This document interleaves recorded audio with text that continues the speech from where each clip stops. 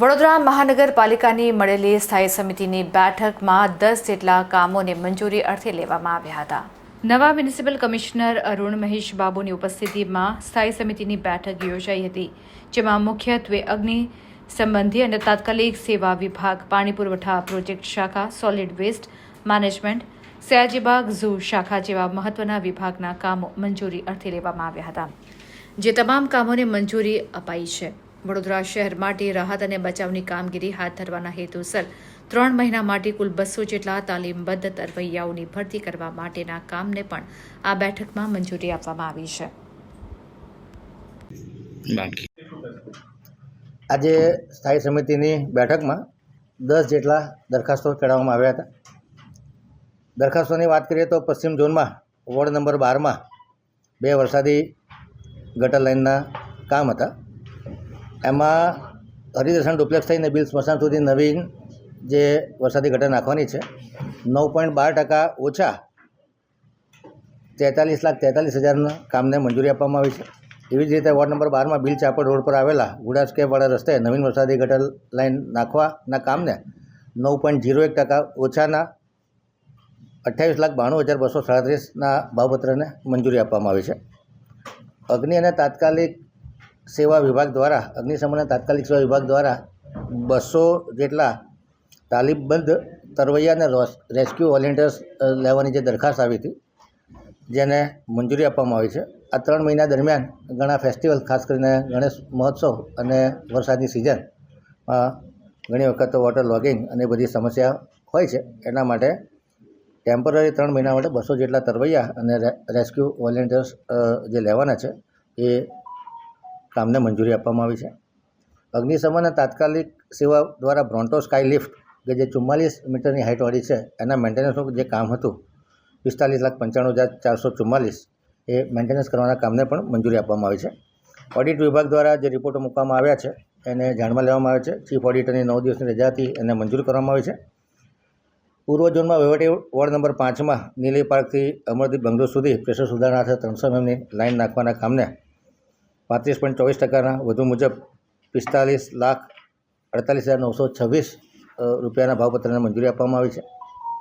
કેન્દ્ર સરકાર દ્વારા પુરસ્કૃત જે 23-24, 24-25 અને 25-26ની વોટર સપ્લાય, સેનિટરી અને સોલિડ વેસ્ટ મેનેજમેન્ટ માટેની જે ગ્રાન્ટ છે એ ગ્રાન્ટની સામે કુલ 42 કામો 278 કરોડના કામોને પ્રાયોરિટીના ધોરણે સૈદ્ધાંતિક મંજૂરી આપવામાં આવી છે। એમાં ફેરફાર કરવામાં આવ્યો છે કે જો આ કામમાં કોઈ ફેરફાર કરવો હોય અથવા રદ કરવા હોય તો ફરી સ્થાયી સમિતિમાં આવવાનું રહેશે। સયાજીબાગ ઝૂ વિભાગ દ્વારા જે દ્વિવાર્ષિક શાકભાજી અને ફળફળાદી ખરીદવાનો ઇજારો હતો 4.50% ઓછાના ભાવે 76,27,968ના ભાવપત્રને મંજૂરી આપવામાં આવી છે। સામાન્ય વહીવટ વિભાગ દ્વારા આઉટસોર્સિંગથી જે 100ની સંખ્યામાં પીઓન લીધા હતા, હાલ ટેન્ડરિંગ પ્રોસેસ ચાલુ હોય 3 મહિના માટે એક્સટેન્શન આપવાનું ઠરાવવામાં આવે છે। વિશ્વામિત્રી નદીનો જે પ્લાન ચાલી રહ્યો છે એનું રિવ્યૂ લેવામાં આવ્યો। ખાસ કરીને કહી શકાય કે 15 લાખ ઘન મીટર માટી કાઢવાની છે, એમાંથી 75 લાખ ઘન મીટર માટી વેણની જમણી સાઈડ પરથી કાઢી લેવામાં આવી છે। હવે વેણની ડાબી સાઈડ પરની કામગીરી ચાલુ કરવામાં આવશે। જે એક્સકેવેશન કરી અને જે ઢળાણ બંને કાંઠા પર બનાવવાના છે એની ઉપર બાયોસ્ટેબિલાઇઝેશન કરવામાં આવે। કોયર, જીઓ ટેક્સટાઇલ 700 અને 900 GSMના મેમ્બ્રેન અને વેટીવર ગ્રાસનું પ્લાન્ટેશન કરી અને સોઇલ સ્ટેબિલાઇઝ થાય એ માટે પણ યુદ્ધના ધોરણે પ્રયત્ન કરવાનું નક્કી કરવામાં આવ્યું છે। એ જ પ્રમાણે જે અલગ અલગ 13 જેટલા બ્રિજ છે એની બંને બાજુ 50-50 મીટર એક ગેબિયન વોલ બનાવવાનું નક્કી કરવામાં આવ્યું છે। એ સિવાય ઘણી ઇમારતો નદીના કાંઠાથી ખૂબ નજીક છે, તો ત્યાં આગળ રબલ પિચિંગ કરી અને એ જગ્યાઓને સ્ટેબિલાઇઝ કરવાનું પણ વિચારણા કરવામાં આવી છે। વિશ્વામિત્રી પ્રોજેક્ટનું ડાઉનસ્ટ્રીમનું જે કામ છે એમાં ઇરિગેશન ડિપાર્ટમેન્ટ દ્વારા જે કામગીરી થાય છે એમાં પણ વધુ વેગ આવે એ બાબતના સૂચનો કરવામાં આવેલા છે।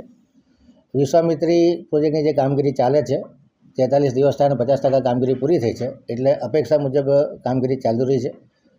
છતાં કોઈ જગ્યાએ સ્પીડ લેવાની જરૂર લાગે, વિશ્વામિત્રી નદીના કાંઠા પર જે જગ્યા પર વધુ પાણી સંગ્રહ કરી શકાય એવા ઓક્સબો લેક બને એવી જગ્યા હોય એનું પણ વધુ ડ્રેજિંગ કરી અને વધુ સંગ્રહ ક્ષમતા વિશ્વામિત્રીની વધારી શકાય એ દિશામાં કામ સૂચનો કરવામાં આવ્યા છે।